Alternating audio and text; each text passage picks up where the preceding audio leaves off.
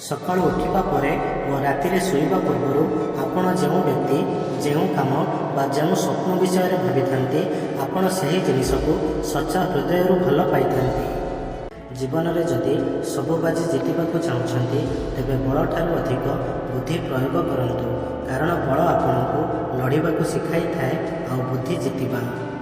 ଯେତେବେଳେ ଆପଣଙ୍କୁ କାହା ସହିତ ପ୍ରେମ ହୋଇଯାଏ, ତେବେ ଆପଣଙ୍କ ସ୍ୱଭାବ, ଆପଣଙ୍କ ବ୍ୟବହାର ଆପେ ଆପେ ଭଲ ହେବାକୁ ଲାଗେ ଓ ଆପଣ ଧୀରେ ଧୀରେ ସକାରାତ୍ମକ ହେବାକୁ ଲାଗନ୍ତି।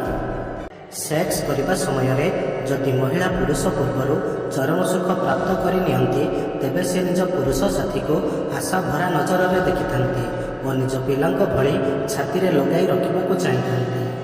ସେହି ବ୍ୟକ୍ତିଠାରୁ ସାବଧାନ ରୁହନ୍ତୁ ଯିଏ କିଛି କହିନଥାଏ ଓ ସେହି କୁକୁରଠାରୁ ସାବଧାନ ରୁହନ୍ତୁ ଯିଏ ଜମାରୁ ଭୋକି ନଥାଏ।